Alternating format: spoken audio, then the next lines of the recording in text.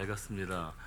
신년이 됐고 오늘 저희는 2017년도 신년 두 번째 감사의 마음으로 하나님께 예배를 드리고 있습니다.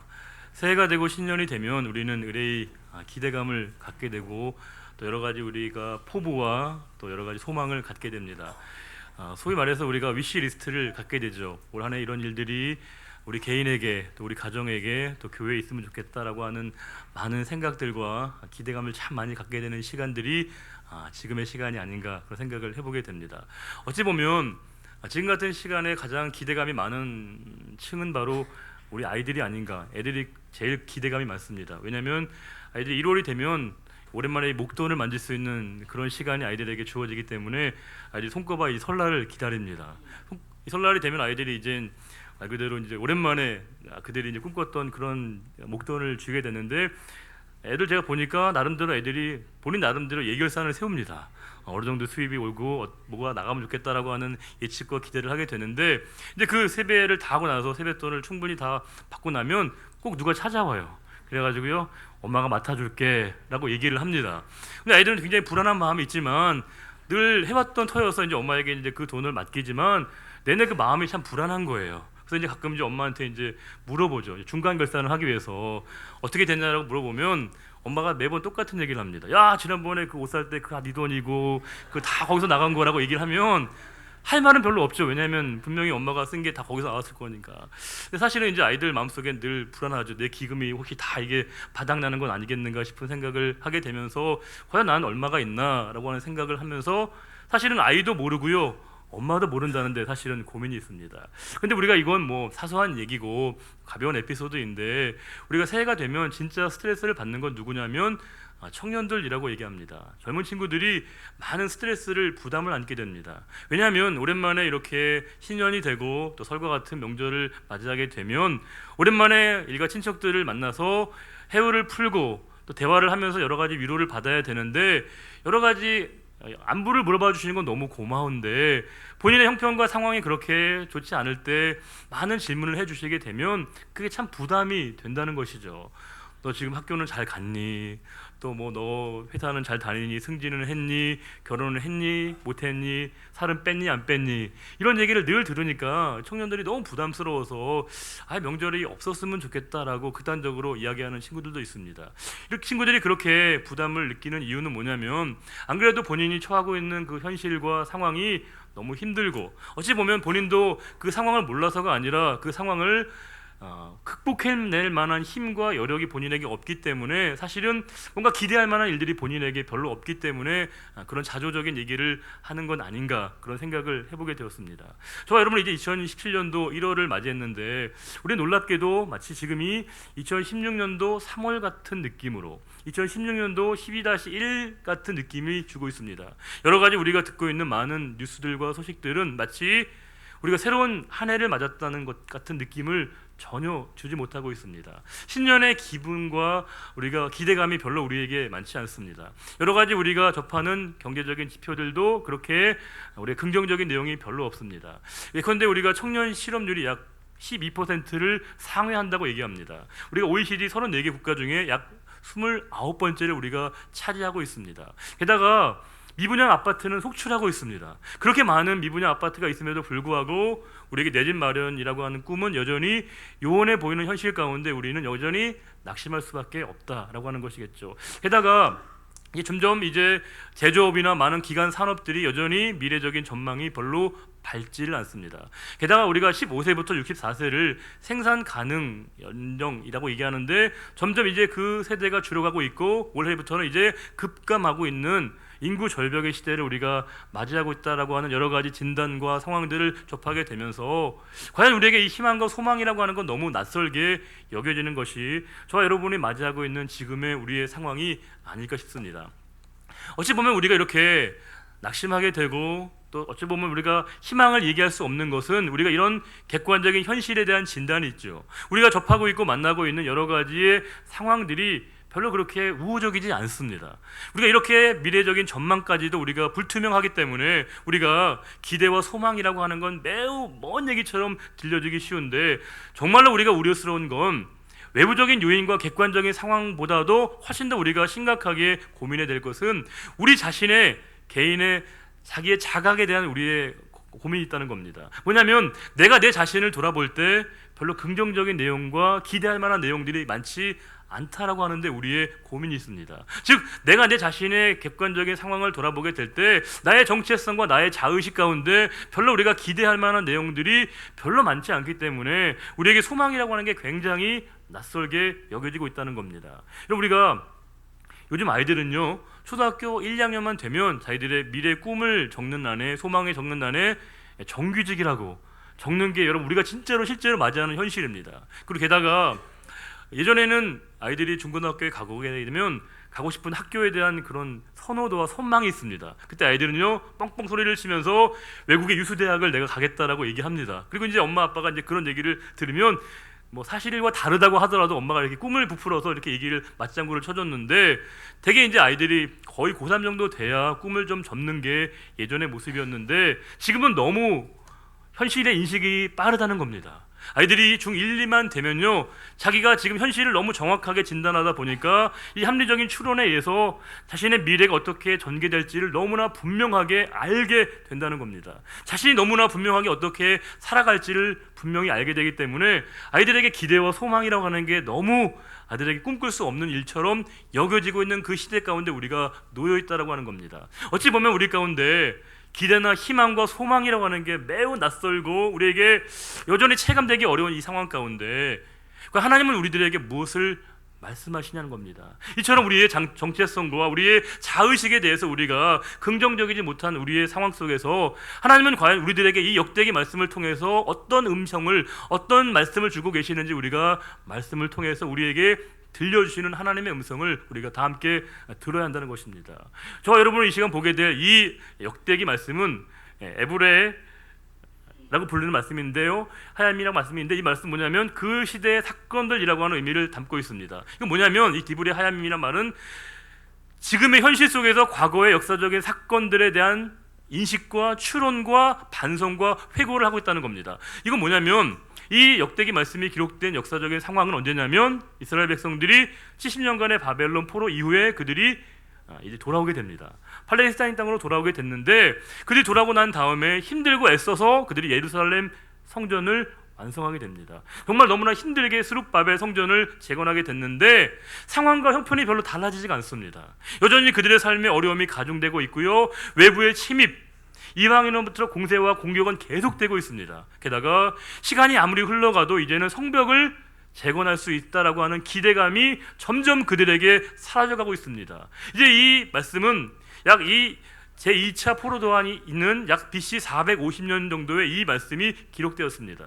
그들에게 이제는 너무나 현실에 대한 기대감이 없으면서 과연 우리는 무엇인가? 우리는 지금 무엇을 하고 있는 것인가? 나라고 하는 존재는 무엇인가? 우리 민족의 정체성과 자긍심은 무엇인가에 관한 근본적인 회의와 그분의 믿음이 흔들리고 있는 그때 하나님께 역대기 말씀을 통해서 다시 이스라엘 백성들에게 새로운 용기와 희망을 말씀하고 있다는 것입니다. 그것은 뭐냐면 이스라엘 백성들은 하나님의 백성인 것이고 나는 너희의 하나님인 것이고 하나님의 구원과 회복의 역사는 영원 불변하게 함께 하신다고 하는 것을 하나님 분명하게 이스라엘 백성들에게 말씀하고 있습니다. 하나님이 이렇게 말씀하시지만 이스라엘 백성들은 거듭된 실패로 말미암아 그들이 깊은 좌절과 절망 가운데 빠져 있었습니다. 사람은 많은 시도와 노력을 하지만 그 일들이 번번이 실패를 맛보게 되면 누구나 다 거기서 실망을 하게 됩니다. 우리가 그 예전에 유명한 실험 있죠. 벼룩 아시죠? 벼룩은 보통 자기 몸보다 수십 배, 수백 배를 뛰는데 이 벼룩을 상자에 넣고 막을 하게 되면요 얘가 막 뛰다가 몇 번 뛰다가 이제는 그 상자를 치워도요 그 이상을 점프하지 못합니다. 이 유사한 실험이 참 많아요. 물고기를 어항에 가둬놓고 유리막을 하게 되면요 얘가 막 다니다가 몇 번 가다가 부딪히고요 그 다음부터는 가지 않게 됩니다. 자신이 이 막이 치워짐에도 불구하고 그 다음부터는 이 생물들이 자신의 행동을 그대로 이어간다는 것이죠. 뭐냐면 반복된 실패와 실수라고 하는 것이 자신의 그 상황에 대한 한계 상황에 대한 자기의 자리매김을 하게 된다는 걸 우리들에게 보여주고 있습니다. 모든 유기체라고 하는 건 너무 많은 실패와 너무 많은 실수가 거듭되어지게 되면 자기 자신의 그 한계 상황을 스스로 제한하게 된다는 것을 우리가 이 연구 결과에서 알 수 있는데, 이스라엘 백성들은 지금 너무 큰 자긍심과 민족의식을 너무 상실하게 되면서 과연 우리를 향하신 하나님의 뜻하심은 뭔가, 우리를 구원하게 하시고 우리를 회복해 하신 하나님의 사랑은 뭔가 라고 하는 근본적인 질문과 물음 가운데 있었던 그들에게 주시는 하나님의 말씀이 바로 이 역대기 말씀인 겁니다.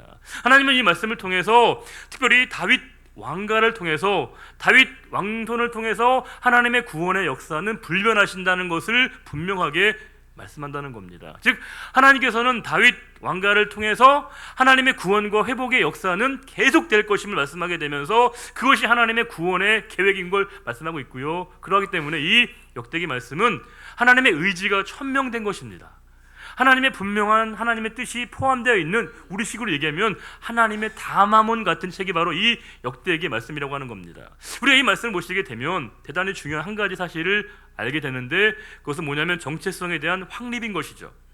이스라엘 백성들은 지금 자신의 정체성에 대한 근본적인 물음과 질문이 있었던 겁니다. 과연 우리 민족은 어떤 존재인 것인가? 과연 우리 민족은 정말 하나님이 사랑하시는 민족이 맞는가? 라고 하는 근본적인 회의적 시각 가운데 하나님이 그들에게 다시금 하나님의 백성이라고 하는 정체의식을 그들에게 환기시켜 주면서 다시금 그들이 하나님 앞으로 돌아올 수 있는 그들의 삶의 변화를 하나님이 이끌어 주신다는 겁니다. 그리고 사람은 누구나 다 자신이 정체성을 올바르게 인식하게 되어지게 될 때 그 정체성의 확립과 인식 하에서 자신이 행할 일들을 인간은 결정하게 되고 생각하게 됩니다. 즉 나를 어떻게 규정하느냐가 나의 모든 행동과 판단을 좌우한다고 해도 과언이 아닌 것이죠. 그럼 제가 우리 아이가 보니까, 큰 아이가 이제 고등학교에 올라가다 보니까요 우회부가 됐습니다. 우회부가 뭔지 아세요? 잘 모르시죠? 우회부는 뭐냐면 예전으로 얘기하면 선도부 같은 겁니다. 선도부나 이름이 조금 강한지 요즘에 약간 완화해가지고요 우회부라고 부르는데 하는 역할은 똑같습니다. 우회부는 뭐냐면 미리 가서 딱 교문에 서서 아이들을 지키고 있다가 아이들을 이렇게 뭔가 지각한 애들을 잡아내고 지적하는 그 일들을 하는 건데, 놀라운 건 뭐냐면 아이가 우회부가 아닐 때는 똑같이 늦게도 하고 뭔가 좀 게으른 듯 폈는데 우회부로 이미 선정된 그 순간부터 애가 눈빛이 달라집니다. 완장을 찬 거죠.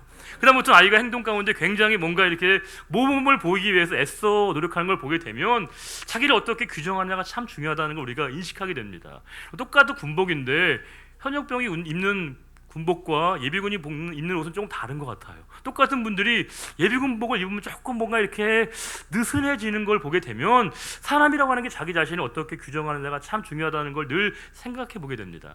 그리고 저는 목회자이고요 또 설교자입니다. 하나님 말씀을 대언하는 설교자인데, 제가 목사로서 설교자로서 제가 평생에 설교하면서 이런 일이 한 번만이라도 있으면 좋겠다라고 생각하는 게 있습니다.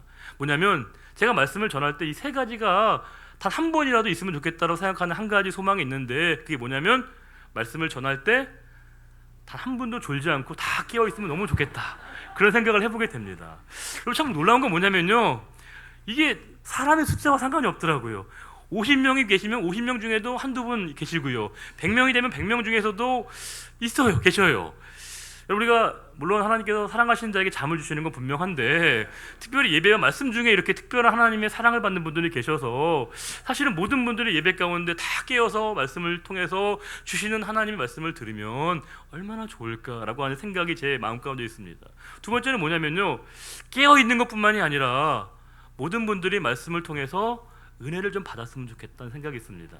우리가 깨어있는 거 중요한 것이지만 이 시간 우리가 하나님의 임재, 하나님의 말씀을 들을 때 그것이 나를 향하신 하나님의 음성임을 듣게 됨으로 말미암아 그 음성과 말씀을 들음으로 말미암아 내 영혼이 새로워지는 그 경험, 그 은혜에 대한 경험이 우리에게 중요한 것이 아니겠습니까? 우리가 말씀을 들을 때 그 말씀이 바로 나에게 향하시는 말씀으로 받아들이게 될 때 그 말씀을 통해 나가 변화되어지는 그 경험, 그것이 바로 은혜가 아니겠습니까? 또 한 가지는 뭐냐면요 우리가 이 시간의 은혜뿐만이 아니라 목사님 말씀을 듣고 살아봤더니 하나님의 말씀이 참 진리입니다, 라고 하는 고백을 하실 수 있으면 얼마나 좋을까라는 겁니다. 여러분 생각해 보세요. 우리가 말씀을 들을 때 우리가 은혜라고 하는 건 내 감정이 동하는 것 차원에 머물지 않거든요. 우리가 물론 이 시간 말씀을 들을 때 그 말씀을 들음으로 말미암아 내 영혼이 이렇게 소통되어지고 공명되어지는 것 중요한 것인데, 진짜 은혜는 하나님의 말씀을 듣고 현장 가운데 내가 직접 경험하고 체험함으로 말미암아 하나님의 말씀이 진리라고 하는 것을 내가 생생하게 삶의 현장 가운데 고백하는 것, 그것이 진짜 하나님의 말씀을 듣는 자의 행동과 태도가 아니겠습니까? 그래서 사실은 이게 너무 과한 꿈임을 알고 있지만 적어도 한 번은 이런 일들이 있으면 좋겠다라고 하는 생각을 해보고 있는데, 제가 한 가지 놀라운 사실을 여러분들에게 알려드리면요, 저는 제가 설교하면서 말씀을 전하면서, 여러분 놀라지 마세요, 제가 단 한 번도 제가 설교하면서 졸아본 적이 없어요. 정말로 단 한 번도. 여러분 믿지 않으시겠지만요, 딴 생각도 안 나요. 여러분 놀랍죠? 이유가 뭐겠어요? 이 시간 저는요, 하나님 말씀을 전하는 자에 있지만 가장 열심히 말씀을 들으려고 합니다. 저는 제가 생각해 보니까 그렇게 믿음이 좋은 건 아니었다는 생각이 들 때가 있습니다. 그런데 말씀을 열심히 듣다 보니 말씀을 그 듣는 자리에서 하나님의 말씀이 제 믿음을, 신앙을 자라게 하는 걸 우리가 보게 된다는 겁니다. 우리가 이 시간 하나님 말씀을 듣는다는 건 전하는 자의 열심도 중요한 것이지만, 여러분 말씀을 받는 여러분들의 듣는 자의 열심도 중요하다는 겁니다. 전하는 자의 열심과 듣는 자의 열심이 함께 이렇게 맞부딪히게 될 때 우리들 가운데 말씀하시는 하나님의 음성을 내가 듣게 됨으로 말미암아 이 시간 현존하시는 그 하나님의 음성이 나의 영혼을 새롭게 변화시키고 그 삶에 대한 변화가 삶의 현장 가운데 나타나지는 하나님의 역사를 우리가 경험하게 될 때 우리의 믿음과 우리의 신앙이 이렇게 자라게 되는 것이죠. 우리 역대기 말씀을 보시게 되면요, 역대기 1장부터 9장의 말씀을 우리가, 여러분 정말 이게 용어 있는 용어인데 1장부터 9장을 뭐라고 얘기하냐면 그 주석학자들이 성경의 수면제라고 얘기합니다. 놀랍죠? 왜요? 1장부터 9장엔요 족보가 나옵니다. 발췌해서 족보가 나오는데 그 내용이 너무 어렵고 너무 난해하다 보니까 성경 해석자들이 이 말씀을 성경의 수면제라고 얘기합니다. 여러분 이게 그냥 수면제로 듣는 말씀이 아니고요, 우리가 물론 레위기도 어렵지만 이 말씀은 우리에게 주시는 의미가 있겠죠.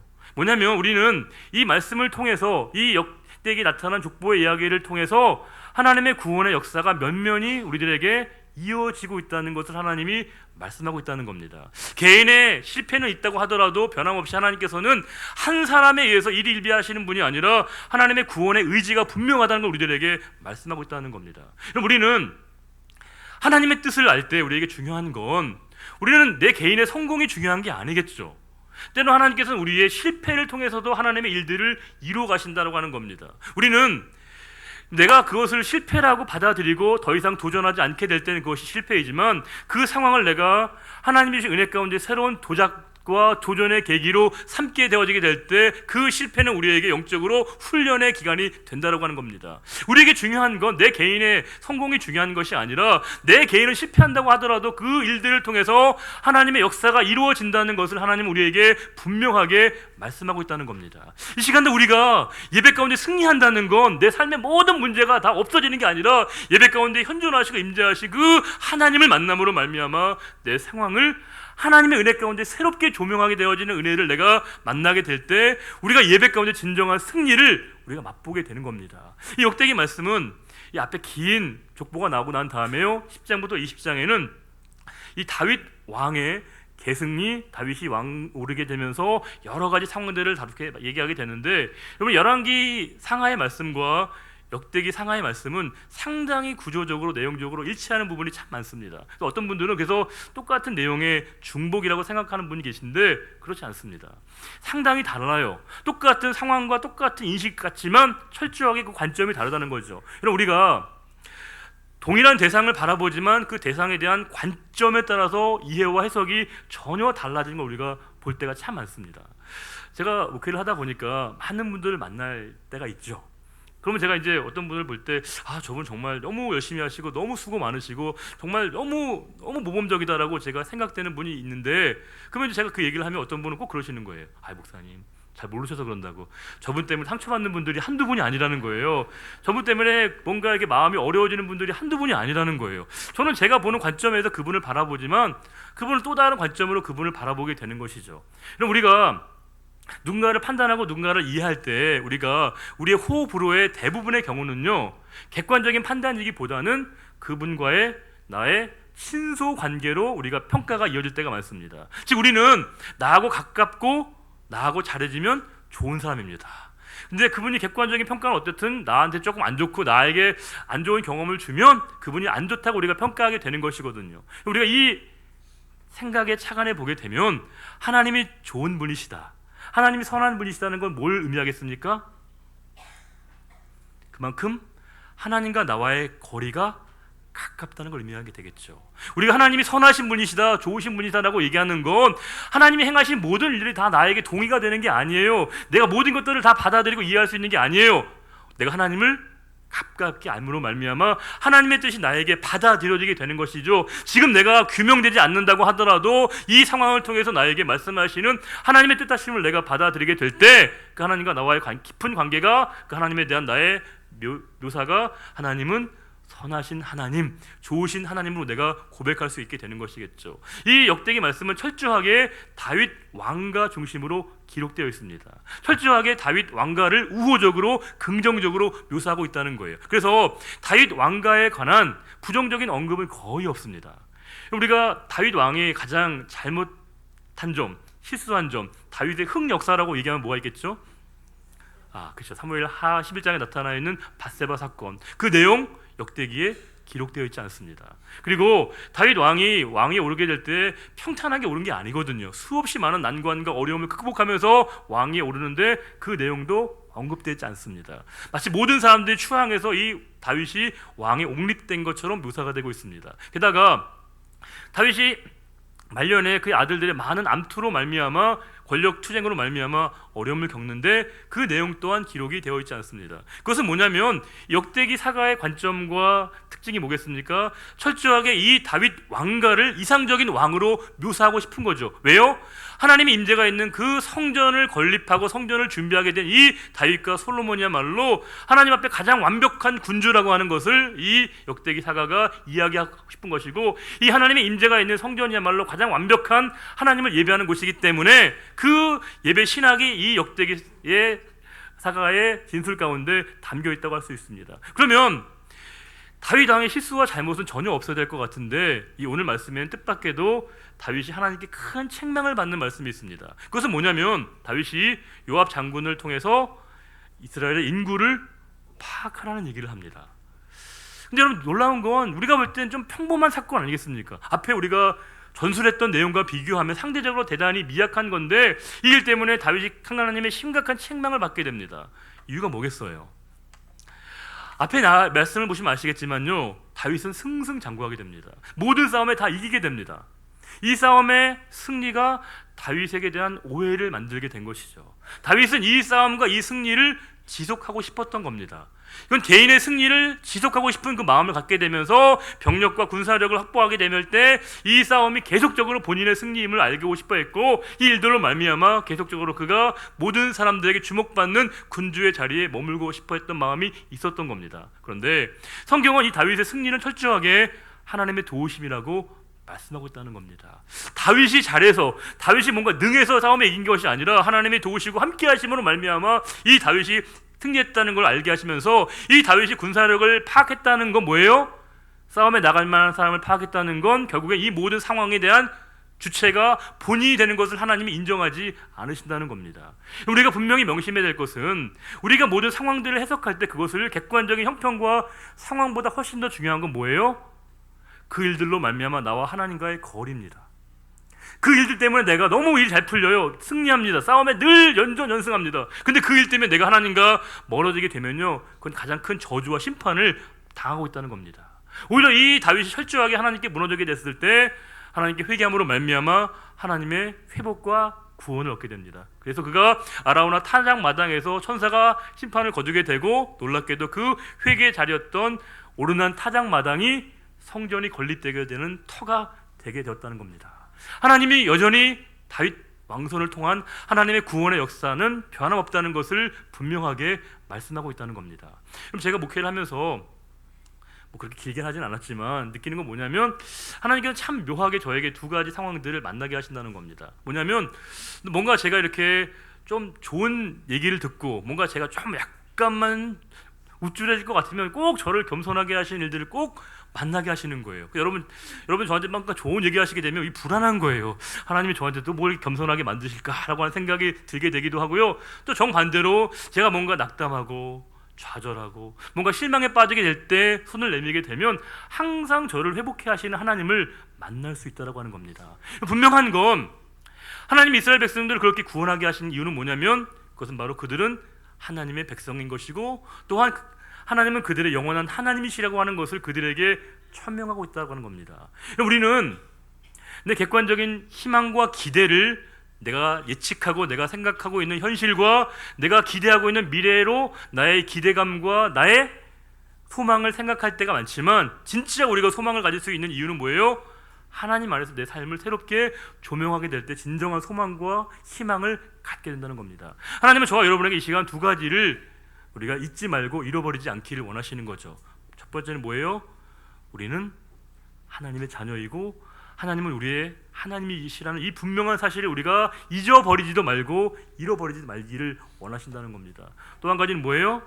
그 하나님이 영원히 우리와 함께 하시고 우리를 도우시고 우리와 돌보시고 그 하나님의 헤세드 변함없는 하나님의 사랑이 계속된다고 하는 것을 우리들에게 말씀을 통해서 약속하고 있다는 겁니다. 우리가 그 하나님의 약속을 믿게 될 때 하나님 안에서 예수 그리스도 안에서 진정한 내가 회복의 은혜를 통해서 소망과 기대감을 하나님으로부터 얻을 수 있다고 하는 것입니다. 부디 올 한 해 우리가 겪게 될 많은 상황의 그 상황 때문에 우리가 일희일비하는 것이 아니라 우리가 늘 하나님의 자녀라고 하는 사실, 하나님께서 변함없이 우리를 사랑하신다는 그 사실로 말미암아 우리의 소망이 우리가 믿고 있는 그 예수 그리스도에게 있다는 것을 날마다 고백함으로 말미암아 진정한 회복과 구원의 은혜를 날마다 경험하게 되시길 바라고, 이 고백이 일주일에 3뿐만이 아니라 올 한 해 동안 내내 우리의 삶의 자리 가운데 하나님께 고백되어지는 귀하고 복된 한 해가 되시기를 주님의 이름으로 축원합니다. 기도하겠습니다. 존귀하신 아버지 하나님, 감사합니다. 오늘도 저희들을 예배 자리에 불러주셔서 너무너무 감사합니다. 저희를 하나님의 자녀로 다시금 일깨워 주셔서 감사합니다.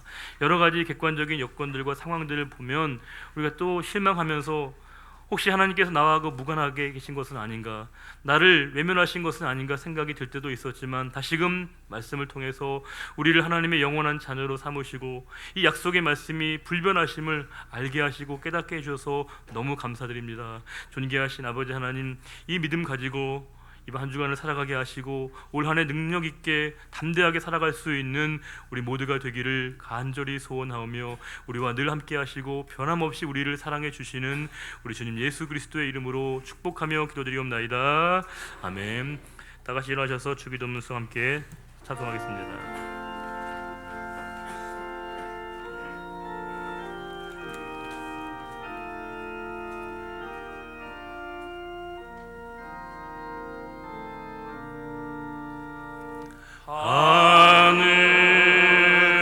하늘에 계신 아버지, 이름 거룩하사 주님 나라 임하시고 뜻이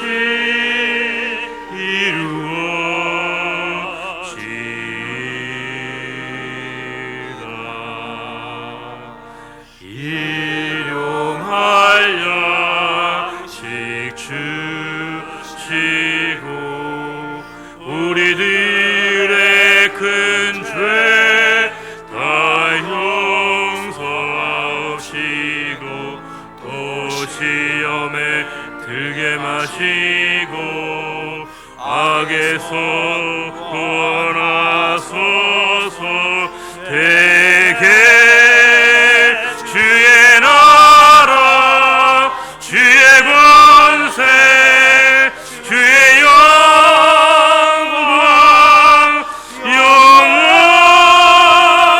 영원히 아멘.